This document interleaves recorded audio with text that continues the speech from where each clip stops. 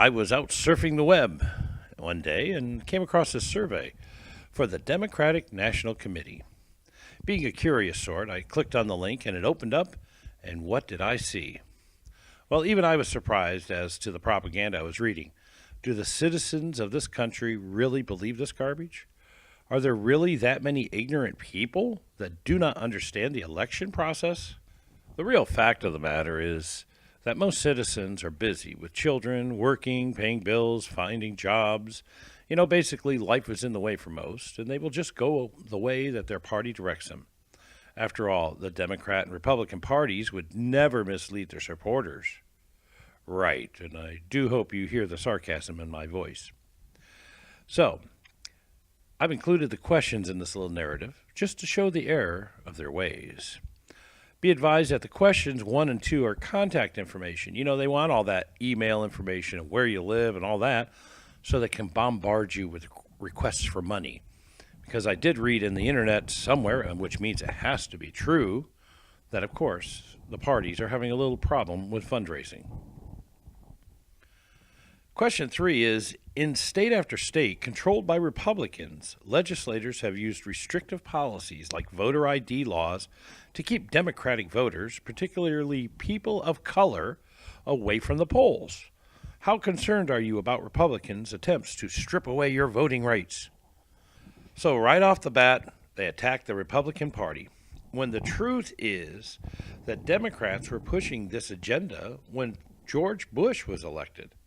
The reality of the matter is that voter ID is just like having a driver's license. Florida uses your driver's license as a voter's ID, which is, by the way, when you apply to be a voter, you get your driver's license permit. Oh, and beware, you people of color. Most of you are Republicans, so why would any party try to stop you from voting in their primaries and elections?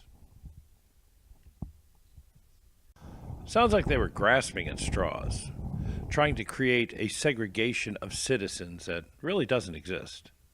Question 4. In many states, Republican-dominated legislatures have used gerrymandering to rig maps so the votes of certain citizens, again, people of color and Democrats, are diluted. How concerned are you about Republicans' attempts to rig electoral maps? This is a very false statement. Florida, being a very Republican state, just went through a 2-year period of time trying to cut out the gerrymandering districts. These were created by the Democrats some time ago. For 2 years it took not only legislatures, but a judge also had to get involved because the Democrats kept fighting every turn to stop the redistricting. Some of these Democratic-controlled gerrymandering districts, one of them, for a case, starts in Orlando, goes to I-4, up to Eatonville, back to I-4, and all the way up to Jacksonville, Florida. It's over 125 miles long from end to end. And when I say go to I-4, it just goes to I-4, not 1 inch outside of the interstate. Of course, nobody lives there, but the district has to connect from end to end. So they just used it as a road. So almost all of these districts were, of course, in black and heavily Democratic communities. And of course, the redistricting was done and a more unified, balanced districts were created, and the Democrats lost a few seats.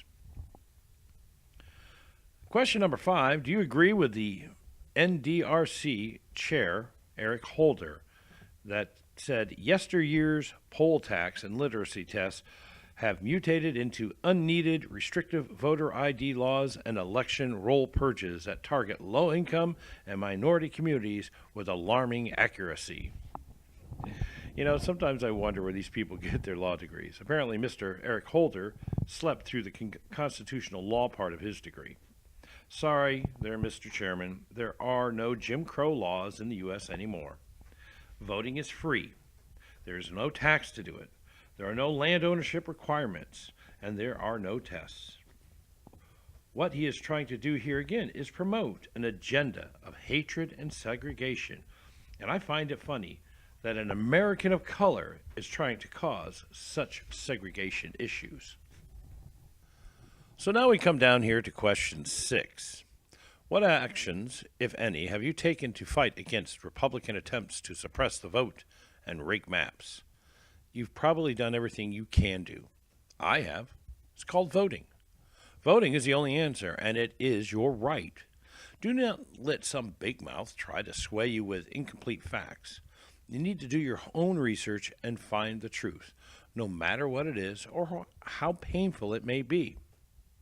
Question 7. If you have taken action to stop Republican gerrymandering or voting suppression, do you plan to stay active?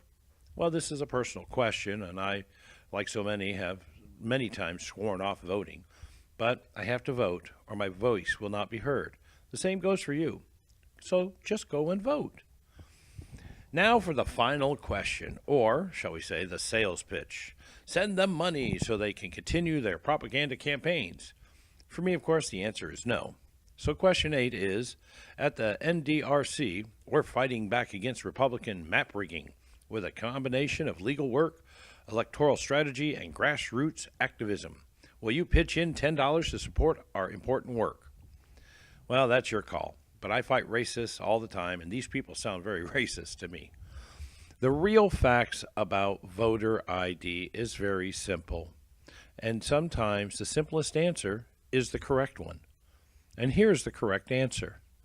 Voter IDs are an idea so that we no longer have individuals from outside of our country, non-U.S. citizens, coming into our country and voting in our elections. There's a big hullabaloo in Washington, D.C. about it right now.